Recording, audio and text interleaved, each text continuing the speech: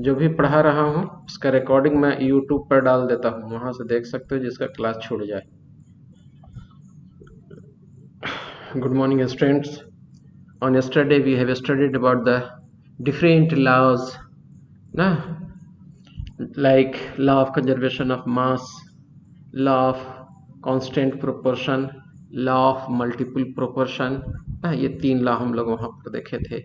In law of conservation of mass we have seen that mass can neither be created nor be destroyed. That means the mass of total reactant is equal to total mass of the product, ये दोनों equal होगा।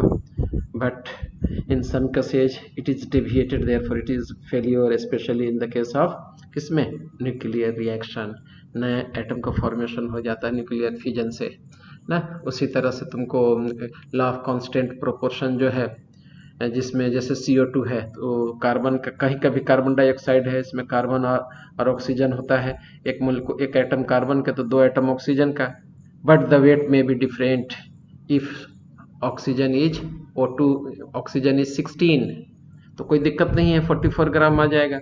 अगर oxygen 18 ग्राम वाला हो गया तो क्या होगा, या कार्बन 12 ना होकर के 14 ग्राम वाला आइसोटोप्स वाला हो गया तो वहां पर फेल्यूर कर जाता है। उसी तरह से लॉ ऑफ मल्टीपल प्रोपोर्शन क्या था, when two or more atoms combine together to form two different compound in which weight of one atom is fixed and that of another is variable, then the weight of variable element are in the are ये क्या कहते हैं, multiple of each other. यही तो था law of multiple proportion. तो इसको हम लोग रिकॉल कर दिए। लॉ ऑफ डेफिनेट प्रोपोर्शन देख लिए, लॉ ऑफ कांस्टेंट कंपोजिशन देख लिए, ये लुईस प्राउट्स का दिया हुआ था और ये हम लोग पढ़ लिए हैं। ठीक है, तो इस आज रिकॉल भी करा दिया हूं मैं आप लोगों को। ठीक है, और लॉ ऑफ कंजर्वेशन ऑफ मास भी कल कराया था, आज भी रिकॉल करा दिया हूं। ठीक है, ये सब स्लाइड आपका डिस्कस किया हुआ है। लॉ ऑफ कांस्टेंट प्रोपोर्शन का लिमिटेशन अभी जस्ट बताया हूं मैं ना। लॉ ऑफ मल्टीपल प्रोपोर्शन में मैं ये बताया कि ये डाल्टन का दिया हुआ है, दो या दो से ज्यादा एटम आपस में जब कंबाइन करते हो और दो डिफरेंट तरह के कंपाउंड का फॉर्मेशन करते हो जिसमें एक एलिमेंट का क्या कहा जाता है, वेट फिक्स हो दोनों कंपाउंड में, अदर का वेरिएबल हो, तो जो वेरिएबल मास वाला है वो एक दूसरे के मल्टीपल होंगे ना। जैसे H2O हाइड्रोजन और ऑक्सीजन कंबाइन करेगा तो वाटर भी दे सकता है, H2O2 भी दे सकता है। दोनों में 2 एटम आपका हाइड्रोजन का है, लेकिन ऑक्सीजन का वेट एक में 16 ग्राम है तो दूसरे में 32 ग्राम है, 16 दूनी 32 मल्टीपल है एक दूसरे का। ठीक है, तो इसी को लॉ ऑफ मल्टीपल प्रोपोर्शन कहते हैं हम लोग ना। उसी तरह से एग्जाम्पल, हम कार्बन और ऑक्सीजन जब कंबाइन करेगा तो कार्बन मोनोऑक्साइड देगा और कार्बन डाइऑक्साइड भी देगा, दोनों देता है ना। कार्बन मोनोऑक्साइड में 12:16 इसका रेशियो हम लोग निकाल सकते हैं, और कार्बन डाइऑक्साइड बनेगा तो 12 × 32 होता है, जहाँ 16 और 32 कितना हो गया, 16 दूनी का 32 मल्टीपल हो गया एक दूसरे का। ठीक है, इसी को लॉ ऑफ मल्टीपल प्रोपोर्शन कहते हैं। अभी जो हम लोग लॉ पढ़ने जा रहे हैं वह है law of reciprocal proportion. Reciprocal word सुने होंगे, उल्टा, रेसिप्रोकल मतलब उल्टा होता है ऐसे। ठीक है, आइए लॉ ऑफ इसको हम लोग लॉ ऑफ इक्विवेलेंट प्रोपोर्शन भी कहते हैं, लॉ ऑफ परमानेंट रेशियो भी कहते हैं। The ratio of the mass of two element a and b which combine separately with the fixed mass of the third element। जैसे कोई एलिमेंट है ए और बी है, आपस में कंबाइन कर रहे हैं ना, masses of two element A and B which have combined separately, अलग अलग कंबाइन कर रहे हैं किसके साथ, एक थर्ड एलिमेंट सी के साथ। ठीक है, then their combination is either the same or the simple multiple of the ratio of the masses in which A and B combines directly with each other ना। यही स्टेटमेंट है। ये अब क्या कहा जाता है, जो साइंटिस्ट दिया था बेंजामिन रिचर, फोटो देख रहे हो साइंटिस्ट का तुम लोग ना, इसका क्या कहना था, when two elements combine separately with fixed mass of third element। कोई दो एलिमेंट है, एक थर्ड एलिमेंट से कंबाइन कर रहा है जिसका मास फिक्स है, तो ये जो फर्स्ट और सेकंड एलिमेंट आपस में जब कंबाइन करेंगे तो उसी रेशियो में कंबाइन करेंगे, ये चाहे तो बराबर होगा या उसी के रेशियो में कंबाइन करेंगे, यही चीज है ना। आइए हम लोग एक एग्जांपल लेकर के इसको देखेंगे। The element carbon and oxygen ना, टू एलिमेंट हम लोग कंसिडर कर लिए। कार्बन अब अगर हाइड्रोजन से कंबाइन करेगा तो CH4 बनाएगा, जिसमें कार्बन का वेट 12 है, हाइड्रोजन का 12 है, रेशियो कितना हो गया 3:1। अगर ऑक्सीजन हाइड्रोजन से कंबाइन करता है तो H2O बनाएगा, जिसमें हाइड्रोजन H2 हाइड्रोजन का वेट 2 और ऑक्सीजन का 16, रेशियो निकालिएगा तो 1:8 आएगा। लेकिन यही कार्बन और ऑक्सीजन जब आपस में कंबाइन करेंगे और CO2 बदल जाएगा तो वहाँ 12 × 32 होगा। तो देखो यहाँ पर कार्बन का रेशियो क्या है, 12 ग्राम ना, यहाँ 3 है तो यहाँ पर भी 3 आ जाएगा, मतलब कि वेट यहाँ पर दोनों का सिमिलर हो गया आपका। ठीक है, ऑक्सीजन क्या है यहाँ पर 32 है, यहाँ पर ऑक्सीजन कितना था 8 था, तो 8 चौके 32 उसी रेशियो में आ रहा है आपका। ठीक है, यही चीज है, इसी को हम लोग लॉ ऑफ रेसिप्रोकल प्रोपोर्शन या इक्विवेलेंट प्रोपोर्शन कहते हैं। इन CH4 12 part mass of carbon combine with 4 parts by mass of hydrogen. ठीक है, जो मैं बोला वही है। इन CO2 12 part by mass of carbon combine with 32 part by mass of oxygen. ठीक है, इन H2O 2 parts by mass of hydrogen combined with 16 part by mass of oxygen. ठीक है, thus the mass of carbon and oxygen which combine with fixed mass of hydrogen say 4 part by mass और 12 and 32। तो देखो उसी एक ratio में आगे आपका यही चीज जो भी समझा है वही है, ये आपका कार्बन और ऑक्सीजन का रेशियो 3:1 हो गया आपका। यहाँ पर भी रेशियो क्या हो गया कार्बन और ऑक्सीजन का, ठीक है 3:8। तो वो रेशियो तो दोनों का सेम हो गया, या अगर सेम नहीं होता तो दोनों क्या होता है एक दूसरे का उसी मतलब क्या कहा जाता है फैक्टर में रेशियो होता आपका। ठीक है, तो यही चीज है। कार्बन सेपरेटली कंबाइन किया किसके साथ, हाइड्रोजन के साथ, तो CH4 बना दिया। ऑक्सीजन अगर हाइड्रोजन उसी एलिमेंट के साथ करता है तो आपका कितना हो जाएगा, H2O बनाएगा। तो यहाँ पर 1:8 है ऑक्सीजन और हाइड्रोजन का रेशियो, CH4 में 3:1 हो गया रेशियो। ठीक है, कार्बन और ऑक्सीजन का रेशियो कितना हो गया, तो 3:8 हो रहा है। लेकिन यही कार्बन और ऑक्सीजन आपस में दोनों कंबाइन कर लेगा तो CO2 बना देगा, जिसमें उसका रेशियो 3:8 आ गया, तो सेम हो गया। यही लॉ ऑफ रेसिप्रोकल प्रोपोर्शन हो गया, इक्विवेलेंट प्रोपोर्शन भी कहते हैं इसको हम लोग। आइए गेल-लुजैक लॉ ऑफ कंबाइनिंग वॉल्यूम हम लोग पढ़ने जा रहे हैं। ठीक है, गेल-लुजैक लॉ ऑफ गैसियस वॉल्यूम भी इसको कहते हैं, गिवन बाय गेल-लुजैक, नाम से ही क्लियर है। ठीक है, under the same condition of temperature and pressure whenever gases react together the volume of the reacting gases as well as product are in the same whole number ratio। हाँ जी बोलो। अरे भाई join एक दिन हम लोग संडे के दिन क्लास रख लेते हैं और दिन भर ज्वाइन खेलेंगे। पूरा 10 तो तुम लोग पास कर दिए ही ज्वाइन करने में। टाइम पर ज्वाइन करो, 6 मिनट 7 मिनट टाइम दे दिए तो फिर ये ज्वाइन क्या होता है, टाइम पर आप लोग ज्वाइन कीजिए, ना तो आराम से बैठ करके घरे थोड़ा सा रेस्ट ले लीजिए, थक गए होंगे, ज्यादा पढ़ने से आदमी थक जाता है। तो गेल-लुजैक्स लॉ ऑफ कंबाइनिंग वॉल्यूम, या इसी को हम लोग गेल-लुजैक्स लॉ ऑफ गैसियस वॉल्यूम कहते हैं। गेल-लुजैक का दिया हुआ है ये। गेल-लुजैक का कहना क्या है, under the same condition of temperature and pressure whenever gases react together the volume of the reacting gases always as product are in simple whole number ratio। अगर रिएक्टेंट और प्रोडक्ट दोनों अगर गैसियस सिस्टम में हो, ठीक है, तो under the similar condition of temperature और प्रेशर, अगर टेम्परेचर कांस्टेंट कर दिया जाए, प्रेशर कांस्टेंट कर दिया जाए, तो ये गैसेज जब रिएक्ट करके प्रोडक्ट बनाएंगे तो उनका जो रेशियो होगा रिएक्टेंट और प्रोडक्ट का एक सिंपल रेशियो में होगा। इसी को हम लोग गेल-लुजैक लॉ ऑफ कंबाइनिंग वॉल्यूम कहते हैं या गेल-लुजैक लॉ ऑफ गैसियस वॉल्यूम कहते हैं। ठीक है, एक गेल-लुजैक का फोटो देख रहे हो तुम लोग, Joseph Louis Gay Lussac. At the same temperature and pressure, the volume of gaseous reactant reacted and the volume of the gaseous product formed bear a simple ratio। उसको दूसरे वर्ड में ऐसे हम लोग डिफाइन कर सकते हैं, जैसे हाइड्रोजन है, क्लोरीन गैस है, ठीक है, और ये दोनों आपस में कंबाइन करेंगे तो HCl गैस बन गया। ठीक है, तो तीनों के तीनों रिएक्टेंट, दोनों रिएक्टेंट और प्रोडक्ट यानी तीनों रिएक्शन मिक्सचर में जो प्रेजेंट है सभी के सभी गैस है। हाइड्रोजन का कोफिशिएंट देखो 1 है तो 1 वॉल्यूम हो गया, क्लोरीन का कोफिशिएंट 1 है तो 1 वॉल्यूम हो गया, 2HCl है यानी कि HCl का कोफिशिएंट 2 है तो देखो यहाँ 2 वॉल्यूम हो गया। ठीक है, तो वॉल्यूम का रेशियो देखो सिंपल होल नंबर है 1:1:2 ना, यही है बेटा गेल-लुजैक लॉ। गेल-लुजैक लॉ कहता है कि अगर रिएक्टेंट और प्रोडक्ट दोनों गैसियस सिस्टम में हो, ठीक है, तो under the similar condition of temperature and pressure reactant and products are in simple whole ratio, एक सिंपल होल रेशियो में होंगे ना। जैसे H2 हो गया। दूसरा और एग्जांपल लेकर के समझाता हूं। जैसे हम लोग ले लिए H2 प्लस N2, ठीक है, ये क्या देता है, NH3 देगा, NH3 देगा, ठीक है। यहाँ देखो हाइड्रोजन 3 है तो यहाँ 3 से मल्टीप्लाई कर दो, यहाँ नाइट्रोजन 2 है तो यहाँ 2 से मल्टीप्लाई कर दो, 3 2 जा 6 हाइड्रोजन, 6 हाइड्रोजन 2 नाइट्रोजन 2 नाइट्रोजन। तो देखो ये गैस है, ये भी गैस है, ये भी गैस है, इसका कोफिशिएंट कितना है, 3 है, इसका कोफिशिएंट कितना है, तो 1 है, ठीक है। इसका कोफिशिएंट कितना है, तो 2 है। तो देखो सिंपल होल नंबर रेशियो में नहीं है, 3:1:2, यही है तुम्हारा गेलुस लॉ ऑफ गैसियस वॉल्यूम, ठीक है।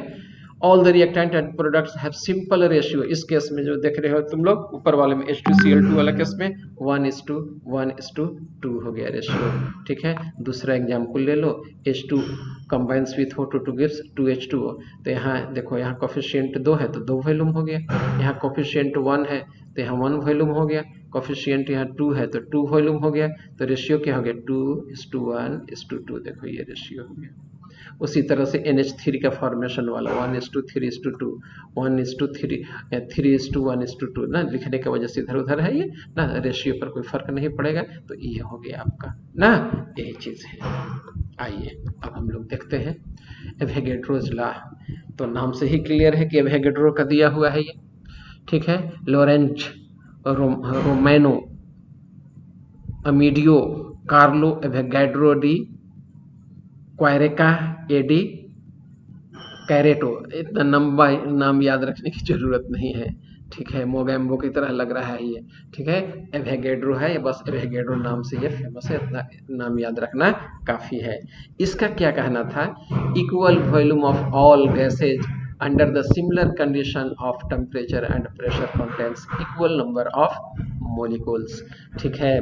तो अगर रिएक्टेंट और प्रोडक्ट दोनों गैस हो तो उनका जो वॉल्यूम होगा, ठीक है, उतना ही नंबर ऑफ मॉलिक्यूल्स भी होंगे, जितना वॉल्यूम होगा उतना ही मॉलिक्यूल्स होगा। हालांकि नया चीज नहीं कहे ये, घुमा फिरा के कान पकड़ दिए, ठीक है। आइए अब हम लोग देखते हैं। जैसे देख लो 1 mole of helium, 1 mole of O2 ले लिए हम लोग, ठीक है। तो 1 मोल ऑफ हीलियम में 4 ग्राम हो जाएगा at 273 kelvin temperature, 1 atmospheric pressure. अब हम लोग दूसरा बलून लिए, इसमें 1 मोल ले लिए ऑक्सीजन का, तो 1 मोल ऑक्सीजन में 32 ग्राम ऑक्सीजन होगा, 273 केल्विन 1 एटमॉस्फेरिक प्रेशर में भर दिया गया। अब हम लोग किए क्या कि इसी दोनों बैलून को, एयर को ले जाकर के तीसरे ग्रीन बैलून में डाल दिए, ठीक है। तो 1 मोल ऑफ नाइट्रोजन है, ठीक है। और क्या कहा जाता है, तो 1 मोल नाइट्रोजन में क्या हो जाएगा आपका, तो यहाँ पर 28 ग्राम हो जाएगा। कंडीशन जो है एक साथ मिक्स नहीं किया हुआ है जी, यहाँ पर कंडीशन दम सेम है, 273 केल्विन है, 1 एटमॉस्फेरिक प्रेशर है। तो देखो नंबर ऑफ मोलिकुल्स 1 है, ठीक है। यहाँ पर ठीक एक कंडीशन है, लेकिन वेट जो हो गया क्या हो गया, अलग अलग है। अलग अलग वेट होते हुए भी उसका वॉल्यूम जो होगा वह इक्वल हो जाएगा। 1 मोल हीलियम में वॉल्यूम 1 वॉल्यूम हो जाएगा, और 1 वॉल्यूम बराबर होता है 22.4 लीटर। तो equal number of gases contains equal number of volume under the similar condition of temperature and pressure. Temperature and pressure जो है सिमिलर है। 1 मोल हम लोग ले लिए, तो 1 मोल में वेट तो चेंज कर जा रहा है, लेकिन वॉल्यूम रिमेन सेम रह रहा है 22.4 लीटर, ठीक है। यही चीज है, इसी को एवोगैड्रो लॉ कहती है। Application of Avogadro law, it provides a method to determine the atomic weight of gaseous element. जो गैसियस एलिमेंट है उसका हम लोग एटॉमिक वेट कैलकुलेट कर सकते हैं एवोगैड्रो नंबर के हेल्प से। It provides relationship between vapour density and molecular mass of the substance, ठीक है। तो मोलिकुलर मास बराबर होता है 2 into vapour density. Formula note करो, मोलिकुलर मास बराबर होता है 2 इंटू वेपर डेंसिटी, ठीक है, तो अब ये एवोगैड्रो लॉ की वजह से ये हम लोग को फार्मूला आता है 2 इंटू वेपर डेंसिटी। किसका फार्मूला है? तो मोलिकुलर मास का। मोलिकुलर मास बराबर 2 इंटू वेपर डेंसिटी। ठीक है, ये फार्मूला हो गया, स्क्रीनशॉट ले सकते हो। अब आ जाओ, तो यहाँ से वेपर डेंसिटी के हम लोग फार्मूला निकाल सकते हैं। तो वेपर डेंसिटी बराबर क्या हो जाएगा आपका? Volume of definite amount of gases divided by volume of the same amount of hydrogen ना। तो वेपर डेंसिटी क्या है? तो volume of definite mass of gas ले लिए, गैस ले लिए डेफिनिट अमाउंट का, उसका वॉल्यूम निकाल दिए, उतना ही अमाउंट का हाइड्रोजन का वॉल्यूम से डिवाइड कर दिए, तो वेपर डेंसिटी हो गया। What is vapour density? तो volume of definite amount of gas. Suppose कि 4 केजी नाइट्रोजन हम लोग ले लिए, ठीक है, उसका वॉल्यूम कैलकुलेट कर लिए। अब उतना ही 4 केजी हाइड्रोजन का जो वॉल्यूम होगा, ठीक है, तो उसके वॉल्यूम से डिवाइड कर दिए, तो वेपर डेंसिटी निकल जाएगा आपका। ठीक है, तो वेपर डेंसिटी बराबर weight of n molecule of gas divided by weight of n molecule of hydrogen gas. यानी कि वेपर डेंसिटी बराबर और क्या लिख सकते हैं? Weight of 1 molecule of gas divided by weight of 1 atom of hydrogen into 2। ठीक है, यानी वेपर डेंसिटी बराबर मोलिकुलर वेट डिवाइडेड बाय 2, यानी कि मोलिकुलर वेट बराबर 2 इंटू वेपर डेंसिटी। यही से फॉर्मूला तुम्हारा वो आ गया। It helps in the determination of mass of fixed volume or molecular volume of the gas। ठीक है, कोई भी मोलिकुलर गैस है या वॉल्यूम है, उसको हम लोग डिटरमाइन करने में फिक्स्ड मास का उसका वॉल्यूम हम लोग कैलकुलेट कर सकते हैं ना। 1 ml ऑफ गैस बराबर वेपर डेंसिटी इंटू 0.0000897 ग्राम होता है। ये कन्वर्शन फैक्टर हो गया। 1 ml गैस में उसका वेपर डेंसिटी इतना हो गया, उसमें इतना से हम लोग मल्टीप्लाई कर देते हैं। ठीक है, वन मास, वो ये मास ऑफ 1 ml गैस बराबर VD थ्रू इतना ग्राम, तो 2 इंटू वेपर डेंसिटी बराबर होता है मोलिकुलर वेट होता है। ठीक है, तो 2 इंटू वेपर डेंसिटी यानी मोलिकुलर मास ग्राम है, वॉल्यूम बराबर 1 into 2 into VD divided by VD into इतना। ठीक है, सिंपल कैलकुलेशन है ये, बराबर 22,400 आ जाएगा। कैसे आ जाएगा? किसी भी गैस का वॉल्यूम एट STP पर 22.4 होता है।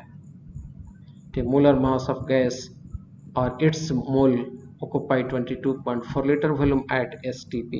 STP क्या हो गया? Standard temperature and pressure. ठीक है, it helps in determination of molecular formula of gas and is very useful in gas analysis by knowing the molecular volume of reactant and product of the reaction molecular composition can be determined। molecular composition हम लोग calculate कर सकते हैं किसके वजह से? तो यही आपको एवोगैड्रो लॉ हम लोगों को हेल्प करता है। It helps in the determination of molecular formula of gas and is very useful in gas analysis by knowing the molecular formula of reactant and product of the reaction molecular composition can be determined very easily। ठीक है, Dalton's atomic theory, तो ये अब हम लोग देखेंगे Dalton's atomic theory. और Dalton's atomic theory आप 9th में भी पढ़े हुए हैं ना। कहाँ पढ़े हुए हैं? 9th क्लास में पढ़े हुए हैं। ठीक है, तो उसमें आप क्या पढ़े थे उसको रिकॉल करता हूँ। Atom can neither be created nor be destroyed. Atom को तो ना तो हम लोग क्रिएट कर सकते हैं ना ही डिस्ट्रॉय कर सकते हैं। ठीक है, एक हो गया पॉइंट डाल्टन्स एटॉमिक थ्योरी में।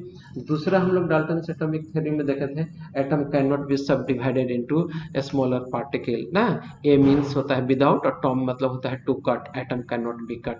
एटम ने जिस the smallest part of any substance which can not be further cut is called atom। these atom will combine to form compound atom not a compound ना। कौन कहे थे? Dalton कहे थे। यही इनकी गलती थी। एक तो गलती कर गए कि एटम को हम लोग काट नहीं सकते हैं, जबकि हम लोग जानते हैं कि एटम को सब डिवाइड कर सकते हैं किसमें? जो फंडामेंटल पार्टिकल में कर सकते हैं, इलेक्ट्रॉन प्रोटॉन न्यूट्रॉन। आज हम लोग ये भी जानते हैं कि प्रोटॉन ये सब जो होता है क्वार्क का बना हुआ होता है। ये भी जानते हैं कि क्वार्क 2 तरह का होता है, अप क्वार्क और डाउन क्वार्क। और एटम जब आपस में कंबाइन करते हैं तो कंपाउंड का फॉर्मेशन करते हैं, नॉट कंपाउंड एटम का। ठीक है, तो ये चीज हम लोग पढ़ चुके हैं। ठीक है, आपका ये एटम्स आपस में जो कंबाइन करते हैं तो केमिकल कॉम्बिनेशन होता है, वहाँ पे हीट एनर्जी चेंज होता है। ये सिंपल रेशियो में होता है। एटम का मास जो होता है एक सिंपल रेशियो होता है। ठीक है, एवरेज मास एटॉमिक मास हम लोग लेते हैं। ठीक है, तो ये हो गया आपका।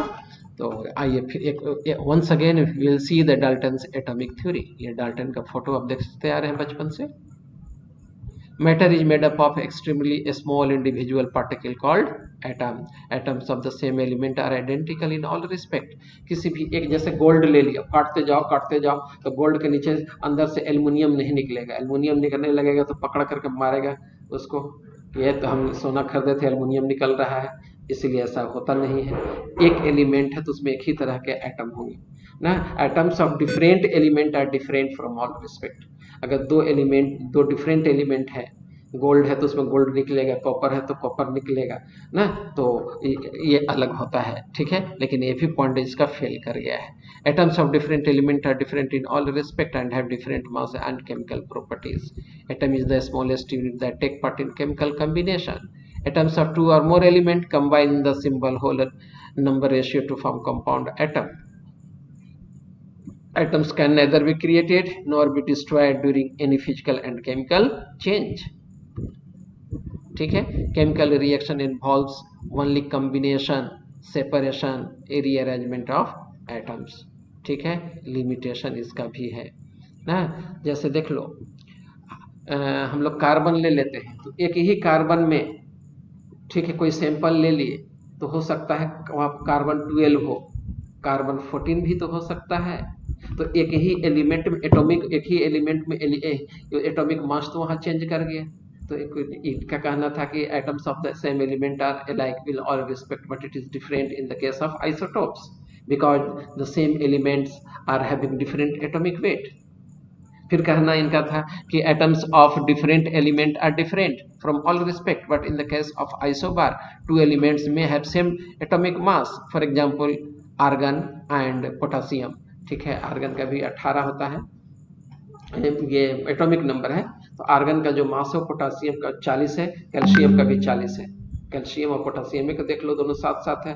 कैल्शियम का 40, पोटासियम आइसोटोप्स का भी 40, हालांकि 39 पॉइंट समथिंग होता है, लेकिन क्या कहा जाता है, और ये आइसोबार की बात करेंगे तो वहाँ 40 हो जाएगा। तो दोनों दो डिफरेंट एलिमेंट है लेकिन एटॉमिक मास तो सेम हो गया, तो वहाँ पर आपका 40 आ रहा है, तो ये भी फेल कर गया इनका ला। ठीक है, main failure of Dalton's atomic theory are. दूसरा है इनका कि atoms can not be sub divided but from the experiment, specially from the experiment of Rutherford, we know that atom can be sub divided into fine particles. Atom was no more individual, it is made up of various subatomic particles like electron, proton and neutron. It failed to explain how atoms of different elements differ from each other. ठीक है, it failed to explain how and why atoms of element combine with each other to form compound atom or molecule. It failed to explain the nature of forces that bind together different atoms in a molecule. It failed to explain Gay-Lussac law of combining volume. It did not make any distinction between ultimate particle of an element that take part in chemical reaction, that is atom, and ultimate particle that has independent exist molecule. Molecule और atom के बीच में इन्होंने distinguish नहीं किया था। Thank you, have a nice day. आज इतना ही रहने देता हूँ। अब चलिए जो पोर्शन पढ़ाया हूँ, जो टॉपिक समझ में नहीं आया, फिर से बोलिए, उसको रिकॉल कराता हूँ।